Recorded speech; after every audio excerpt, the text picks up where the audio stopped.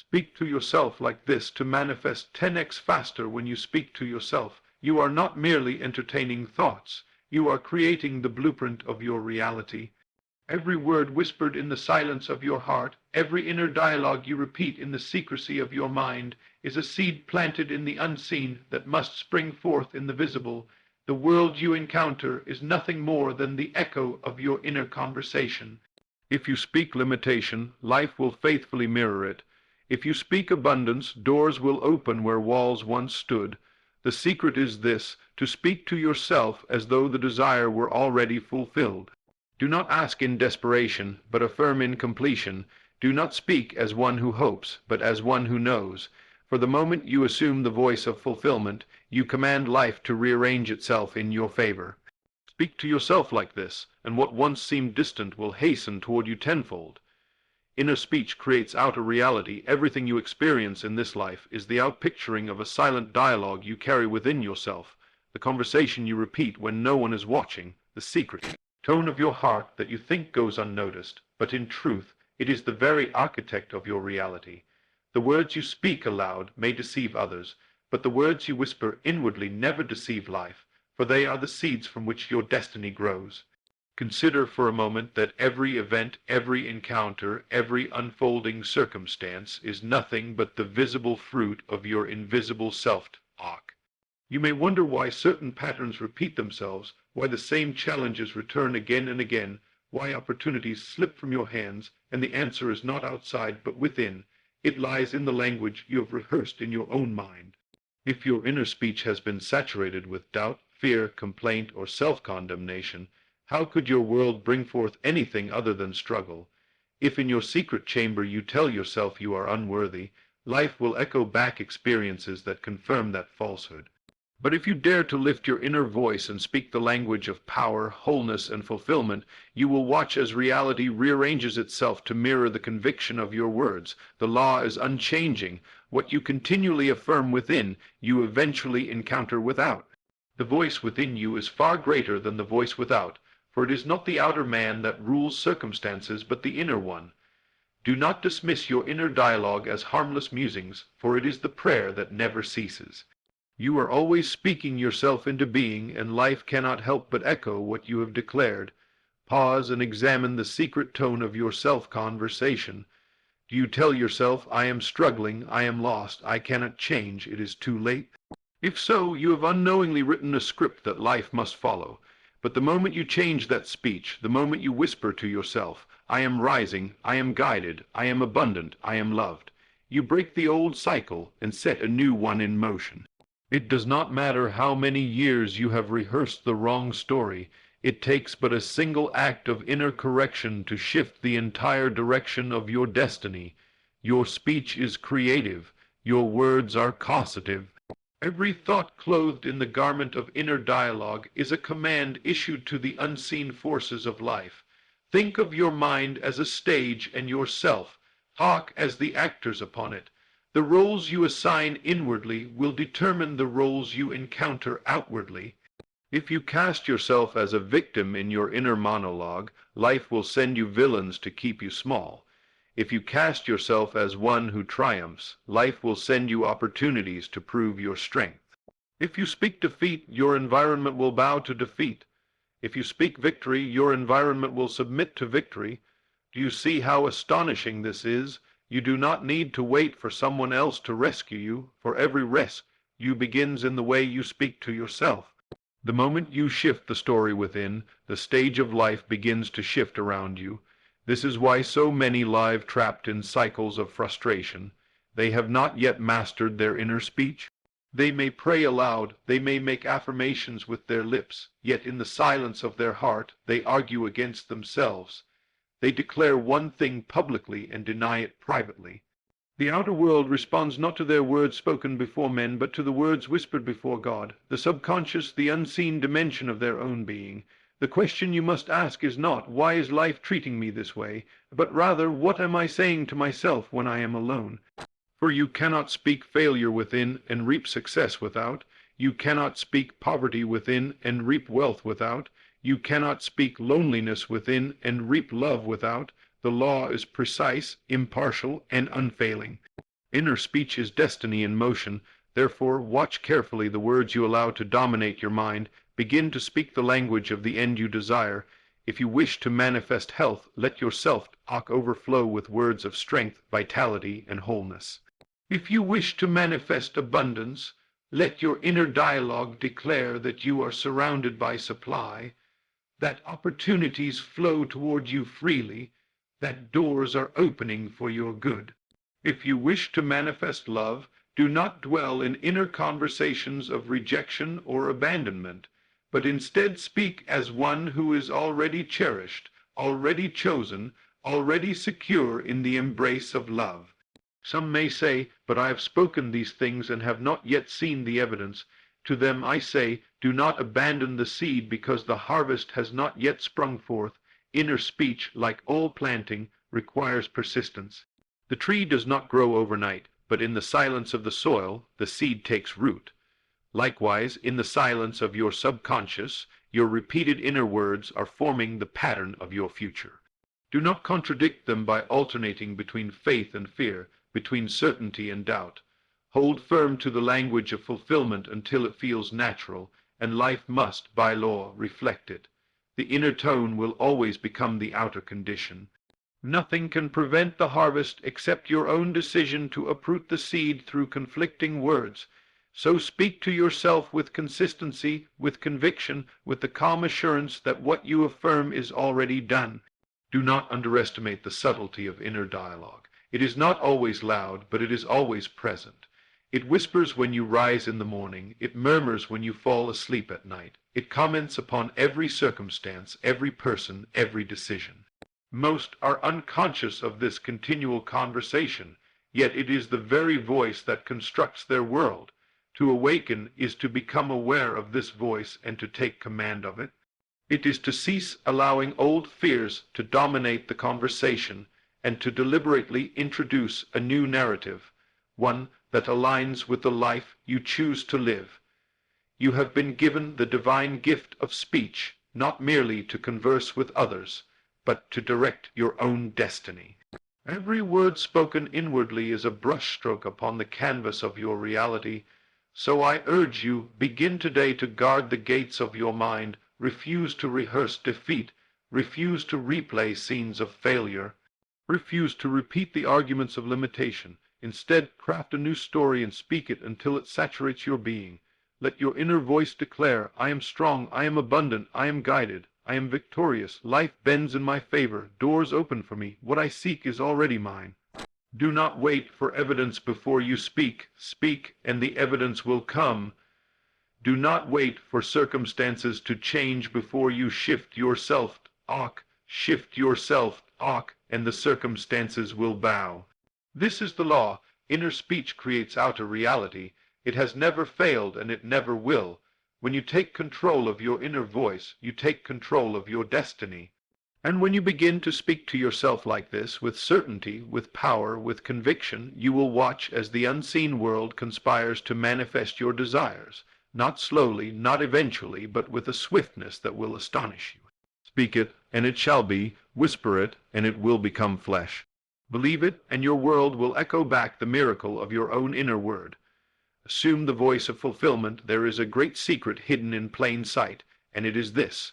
If you desire to manifest quickly, you must learn to speak not as one who is waiting, but as one who already possesses. The majority of people delay their blessing because they keep addressing life in the tone of lack, pleading for what they long for instead of assuming the voice of fulfillment. When you say, I hope it comes, I wish it happens, I am waiting for the day, you confess with your own speech that you do not yet have it, and what you declare within yourself becomes the law of your experience. But when you change the voice, when you begin to speak from the end, when you let every word spring from the position of completion rather than longing, you compress time and call forth the manifestation with power. This is not about lying to yourself, nor is it about ignoring reality. It is about choosing which reality you wish to give life to. There are infinite possibilities waiting to be born, but only the one you consistently affirm as already done will clothe itself in flesh. To assume the voice of fulfillment is to bypass the slow progression of waiting and step directly into the dimension of having. It is to close the gap between desire and possession by collapsing them into a single reality through the way you speak. Imagine two people praying for abundance. One says within himself, "Lord, please let me have enough. One day I will prosper. I hope it happens soon." The other whispers, "I am richly supplied. All my needs are met. Money flows to me with ease. I walk in abundance now." Which one do you think will call forth prosperity faster? The second, because he has already assumed the end. He does not cry out as a beggar, but speaks as an heir. His speech does not confess lack, but declares possession. This is the secret of rapid manifestation, to adjust the tone of yourself, until it aligns with the fulfilled state. You may think you must wait until circumstances change before you speak this way, but the truth is the reverse. Circumstances change because you speak this way. Life is not moved by pleading tones. It is commanded by the voice of authority, the voice of one who knows. When you say, "It is mine," something in the unseen dimension responds and begins to rearrange the events of your life to mirror your declaration. It is important to realize that the universe has no interest in your words alone. It listens to the tone, the feeling behind them. You cannot say, "I am rich," with a voice dripping with fear and expect abundance to appear. You must let your words spring from conviction, from an inner knowing that it is already done. This is why the practice is not merely repeating phrases, but embodying the voice of fulfillment until it feels natural. At first, it may feel like you are pretending. At first, it may feel uncomfortable to declare what your senses deny, but repetition is the path to transformation. The more you speak from the end, the more natural it becomes, and as it becomes natural within, it becomes inevitable without. Never forget, what feels real inside will become real outside. If you persist in assuming the voice of fulfillment, life itself must bend to reflect your inner assurance. Think of how you naturally speak about something you already have. You do not beg for food once you have eaten. You do not plead for a house while sitting within its walls. You do not pray desperately for air while breathing freely. You simply live in the calm certainty of possession. That is the exact tone you must adopt for the desires you wish to manifest. Speak as though you have already received, and you will. Say to yourself, "I am healed," rather than "I hope to be healed." Say, "I am chosen, I am loved, I am secure," rather than "I wish someone would love me." Say, "I have more than enough," rather than "one day I'll have enough." Do you see the difference? One confesses distance, the other assumes completion. One delays, the other accelerates. One begs, the other commands. The speed of your manifestation depends entirely upon the voice you assume in yourself. This is why many remain stuck. They speak with two voices. In one breath they affirm, and in the next they deny. They say, "I am abundant," then whisper, "But I don't know how the bills will be paid." They say, "I am healed," then sigh, "But the pain is still here." This double voice is the reason for delay. The subconscious cannot respond to two masters. You must choose one tone and remain faithful to it. When the voice of lack arises, silence it with the voice of fulfillment. When the whisper of fear comes, override it with the whisper of possession. Do not wait for feelings to change before you adopt the voice. Adopt the voice, and the feelings will follow. Feelings are children of thought, and thought is carried by speech. Change the conversation, and the emotion will align. The beauty of this practice is that it does not depend on your present circumstances.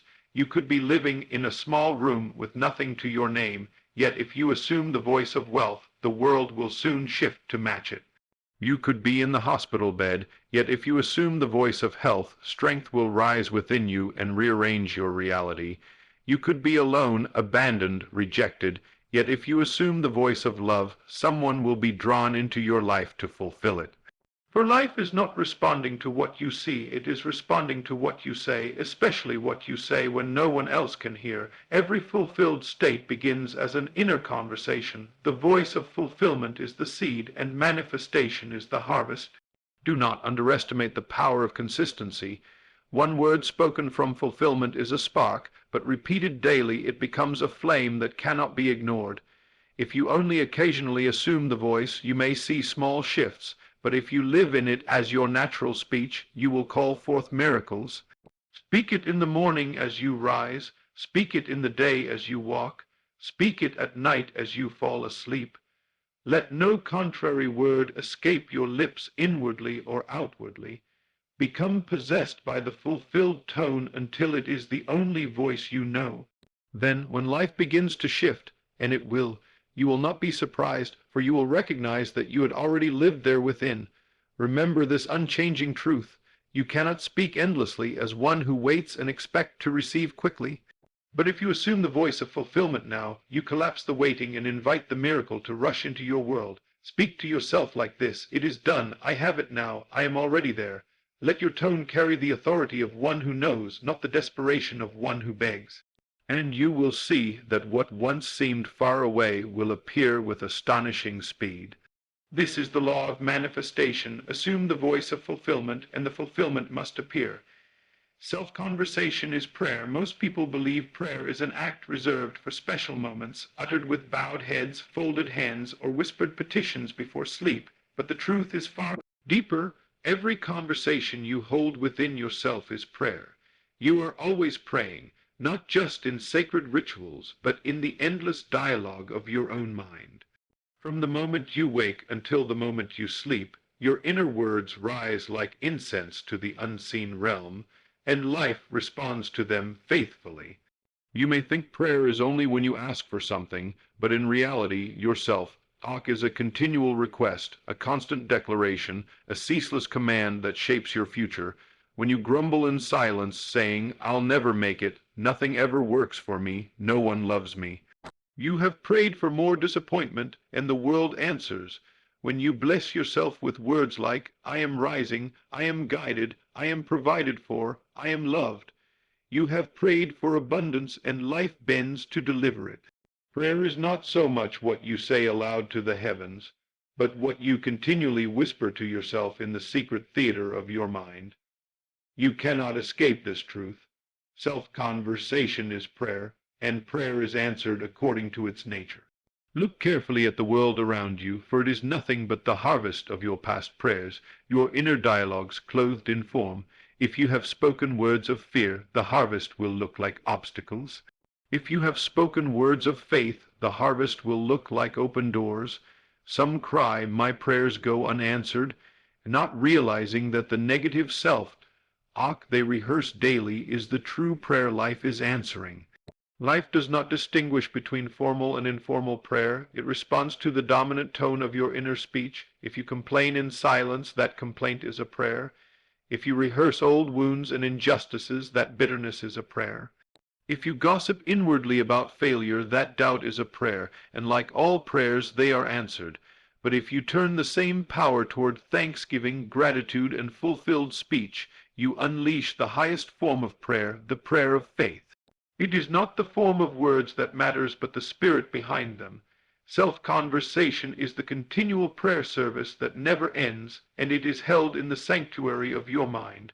When you understand this, you will no longer treat inner dialogue lightly. You will realize that every word counts, every phrase carries weight, every whisper shapes the pattern of your days. You will stop waiting for special times to pray, and begin living in prayer constantly by guarding your self-talk. You will transform idle musings into powerful affirmations. You will replace negative murmuring with declarations of victory, and you will watch as your life aligns with your continual prayer. Imagine for a moment what your life would look like if every thought you repeated inwardly was instantly answered. Would you speak the way you do now?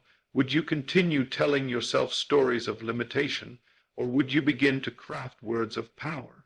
The truth is, every thought is eventually answered, some immediately, some over time, but none are wasted. Your self-conversation is sowing seeds every hour, and the harvest is certain. Do you see why it is said, "Pray believing that you have already received"? Because self-conversation is not a plea for something far away. It is the assumption that what you desire is already yours. When you hold an inner dialogue in which you are healed, loved, or abundant, You are praying from the end, and this prayer is always answered. To pray effectively is to converse with yourself as if the desire were already fulfilled. Say within, I am healed, and not I will be healed. Whisper, I am secure, and not one day I will be secure. Declare, I am abundant, and not I hope abundance comes. Such speech is not wishful thinking, it is the law of prayer. Life responds not to begging but to assurance, not to distant hope but to present possession. The moment you embody the inner tone of fulfillment, the prayer has been answered in the unseen, and the seen world will follow. Yet many contradict their own prayers without realizing it. They pray formally for success in the morning, but rehearse failure in their self-talk all day long. They ask for love, but inwardly tell themselves, I am alone, no one cares, no one wants me. They pray for health, but continually say, this sickness will never leave me, I'm getting worse. They pray for abundance, but inwardly sigh, I'll never catch up, I'll always struggle. Do you see? Their formal prayer is cancelled by their continual inner conversation, and life answers not the fleeting request, but the dominant speech. This is why the wise never leave their inner talk unattended. They treat every word as prayer and discipline themselves to speak only what they wish to see. If they catch themselves slipping into negative dialogue, they quickly redirect. No, I am not defeated. I am victorious. I am not abandoned. I am loved. I am not poor. I am supplied. This correction is itself a form of prayer, a turning of the heart toward the fulfilled state. Some may protest and say, but I do not feel it when I say it. Feelings will follow the conversation if you persist. Feelings are children of repeated speech. You may not feel abundant when you first say, I am wealthy, but if you continue this prayer daily, it will take root in your subconscious, and the feeling of wealth will begin to rise naturally. You may not feel loved when you first say, I am chosen, but as you persist, the inner assurance will grow, and the world will reflect it. Do not wait for feelings before you pray. Pray, and feelings will come. Do not wait for evidence before you affirm. Affirm, and evidence will appear. The law is certain. What you continually converse about within, you will experience without. Think of the inner dialogue as a radio frequency. If you tune your self-talk to fear, you attract fear's broadcasts. If you tune it to gratitude, you attract gratitude's blessings. If you tune it to abundance, you receive abundance's station. Life is not punishing or rewarding. It is simply mirroring the frequency of your prayer. You hold the dial in your hands, and the dial is your self-conversation. Every moment you are choosing the frequency of your life by the words you repeat inwardly. Choose wisely, for the universe does not discriminate, it simply echoes. So I urge you, begin now to transform your self-conversation into unceasing prayer of fulfillment.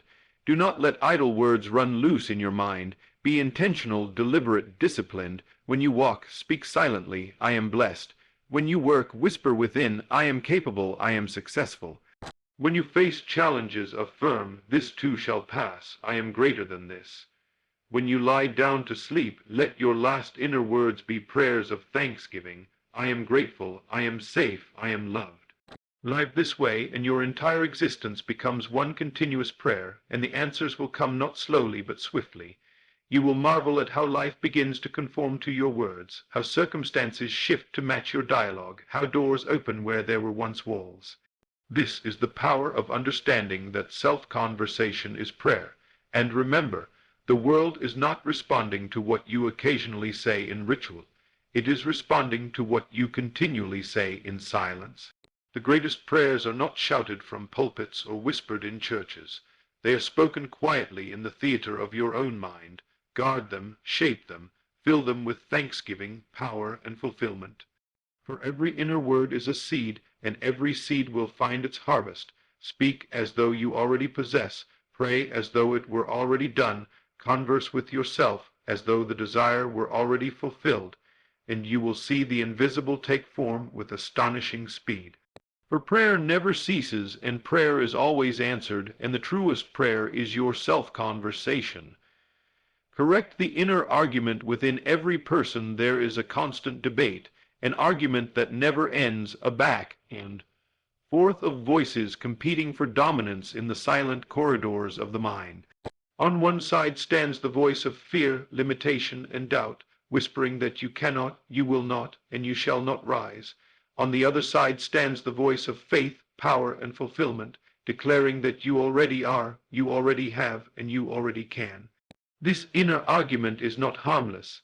It is the battlefield upon which your destiny is won or lost. For life does not answer to your occasional affirmations, but to the dominant voice that wins the debate within. If you continually let fear win the inner argument, you will live a life shaped by fear. If you continually let faith win, you will live a life shaped by faith. Therefore, the key to manifesting swiftly and powerfully is to learn how to correct the inner argument, to refuse to allow the voice of limitation to have the final say, and to deliberately replace every whisper of doubt with the thunder of conviction. Every time you speak inwardly against yourself, you are authoring a script that life must perform. You say, "I can't afford this," and life echoes backlack. You say, "No one loves me," and life arranges rejection. You say, "I'm always unlucky," and life presents evidence of misfortune. These are not random events. They are the fulfillment of the inner arguments you have allowed to dominate your mind. But the moment you catch the argument and correct it, the moment you interrupt the inner dialogue of defeat and replace it with one of victory, you shift the entire direction of your life. For the subconscious mind accepts whatever voice you allow to dominate, and it cannot distinguish between fact and imagination. It only obeys repetition and conviction. When you catch yourself saying, "I will never make it," and instead declare, "I am making it now," you have corrected the argument, and life will reorganize itself to honor your new decree. The great danger is not in the circumstances around you, but in the arguments within you. The outer world is merely the reflection of the inner world. If you correct the argument inside, the outer picture must also be corrected. Too often people exhaust themselves trying to change conditions without changing the self-talk that produced them. They fight circumstances but keep repeating the same inner dialogue that sustains those circumstances. They move to new cities, start new relationships, find new jobs, yet the old argument follows them and recreates the same life in new surroundings. This is why transformation must begin inwardly. If you want a new life, you must win the inner argument. You must silence the voice that says it is too late, and replace it with "I am right on time." You must silence the voice that says "I cannot succeed," and replace it with "I am already succeeding." You must silence the voice that says "This problem is too big," and replace it with "This problem is already solved." Do not let the negative voice go unanswered. Answer it with words of fulfillment until it submits. Understand that the inner argument often masquerades as reason, logic, or common sense. It will say, "Look at your bank account, it proves you are poor. Look at your body, it proves you are sick. Look at your loneliness, it proves you are unloved." But you must remember, the present evidence is not final truth. It is the shadow of yesterday's arguments. If you allow these shadows to convince you, you will remain bound by them. But if you dare to correct the argument, to declare, "Though my account is small, I am wealthy.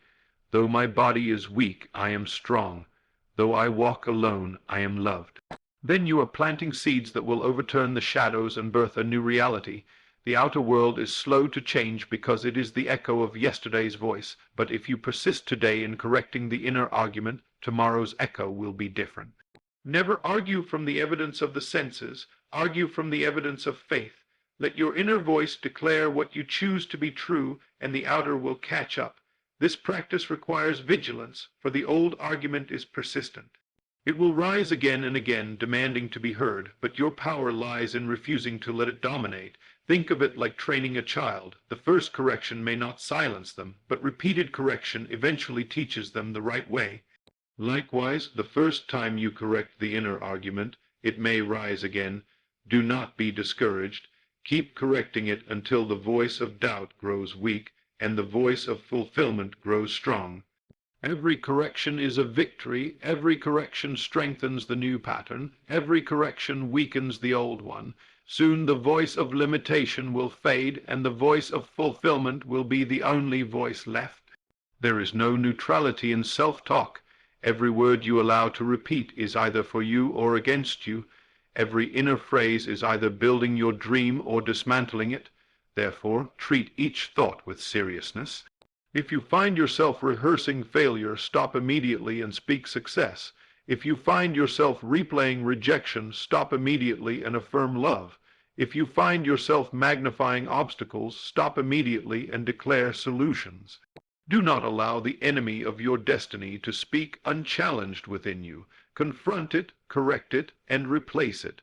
The world will soon mirror your corrections. Consider this: when you correct the inner argument, you are not just altering thoughts. You are shifting the entire vibration of your being. You are aligning yourself with a new reality, one in which your desire is already fulfilled. Life does not respond to what you want. It responds to what you are being inwardly, and what you are being inwardly is determined by the voice you allow to dominate your self-talk. When you say, "I am blessed, I am chosen, I am victorious," you are being that person, and life has no choice but to reflect it. When you say, "I am cursed, I am forgotten, I am defeated," you are being that person, and life has no choice but to reflect it. Correct the argument, and you correct your identity. Correct your identity, and you correct your world. At first this may feel like a battle, for the old arguments are strong, but remember, you are not fighting the world. You are only correcting yourself. And the moment you conquer within, the outer victory is assured. The world cannot resist a man or woman whose inner argument is settled in fulfillment. It cannot withhold from one who continually speaks victory within. The echo must follow the voice. If you discipline yourself to correct the inner argument, you will begin to notice swift changes. Circumstances will shift in your favor, people will respond differently to you, opportunities will appear seemingly out of nowhere. And you will realize that nothing changed outside until something changed inside. The battle was never out there, it was always in here. So let this be your practice. Catch the inner argument quickly, correct it firmly, replace it deliberately. Speak not as one who hopes, but as one who knows. Do not argue from lack, argue from possession. Do not argue from defeat, argue from victory. Do not argue from waiting, argue from completion, and hold to this correction until it becomes natural. Then you will discover that the voice of doubt has grown silent, and the only voice left within you is the voice of fulfillment.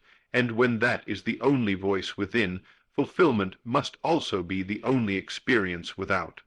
This is the law. Correct the inner argument, and you correct your destiny. Speak from the end until it feels natural. The greatest key to manifestation lies not in hoping, not in wishing, not in endless waiting, but in speaking from the end until it becomes so natural that you can no longer distinguish between imagination and reality. To speak from the end means to let your words, both inward and outward, come from the place of completion rather than longing. It means to converse with yourself, not as one who is reaching for a dream, but as one who already inhabits it. When you speak as though it were done, when you carry on inner dialogues as though the desire has already clothed itself in form, you compress time and quicken manifestation. Most people delay their own blessings because they speak from the place of waiting. They say, "One day it will happen, maybe it will come, I hope it arrives." And in doing so, they affirm that the desire is always far away, never here, always tomorrow, never today. Life simply mirrors back the distance they maintain within. But when you dare to declare, "It is done, I have it now, I am already living it," you collapse the gap between desire and fulfillment, and reality rushes to confirm your conviction.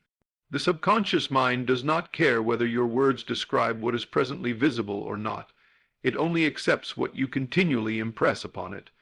And what you impress upon it is determined by the tone of your inner speech. If you speak as one who waits, your subconscious holds you in waiting.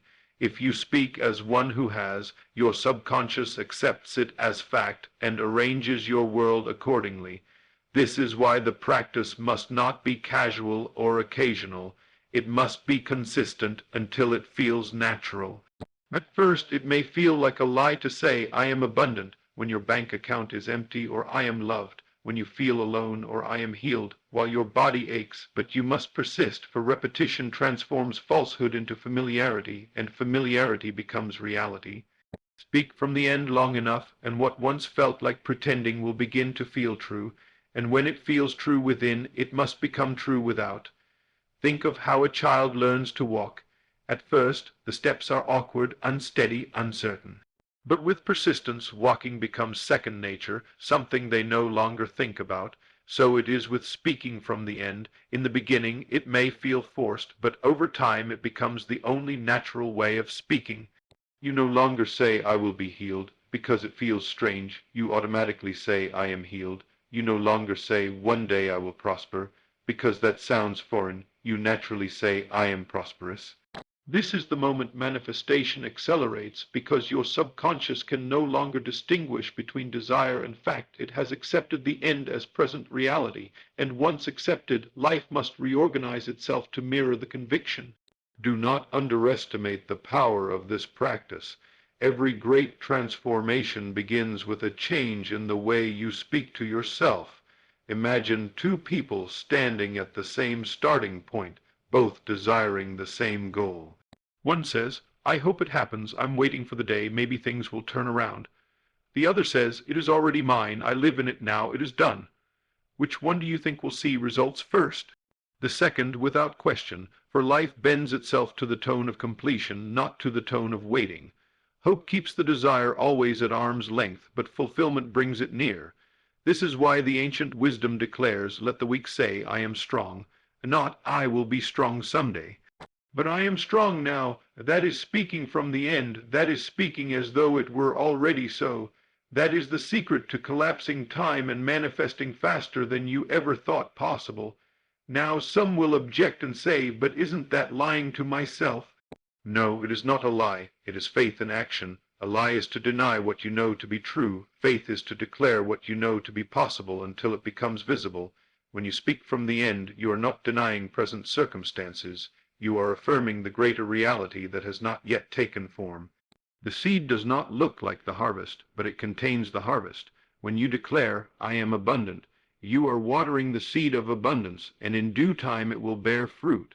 When you declare, I am healed, you are nurturing the seed of wholeness, and in due time the body will respond. When you declare, I am loved, you are cultivating the seed of relationship, and in due time love will appear. Do not confuse appearances with truth. Appearances are temporary, truth is eternal. Speak from the eternal end, and appearances will bend to reflect it. The discipline required here is consistency. One declaration will not undo years of contrary speech, just as one drop of water will not fill a cup. But if you keep pouring, eventually the cup will overflow. Each time you speak from the end, you add to the reservoir of faith within you. Each repetition strengthens the pattern in your subconscious. Each correction silences the old voice of doubt. Soon the balance tips, and the fulfilled speech becomes dominant. That is the moment the manifestation breaks through. It may appear suddenly, as though overnight, but it was not sudden.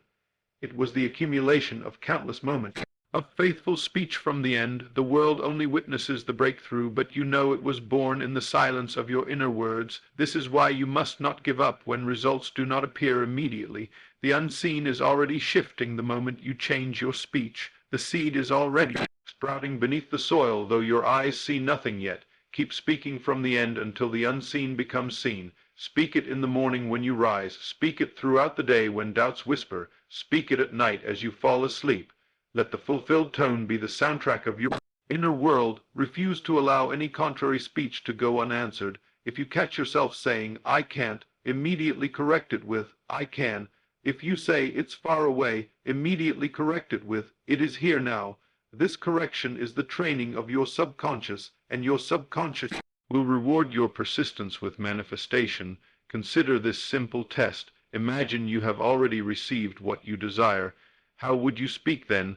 What would your inner conversations sound like if you were already wealthy, already healed, already loved? You would not plead, you would not worry, you would not question. You would speak calmly, joyfully, gratefully, as one who already possesses. That is the voice you must assume now before the evidence appears. For life does not wait until you have it to mirror your voice, it mirrors your voice to give it to you.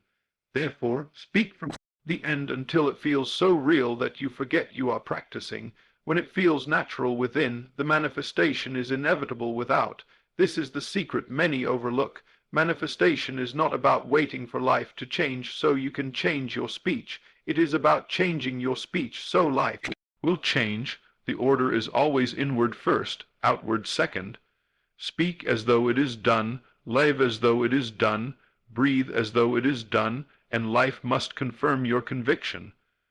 The inner word is law, and the outer world is its servant.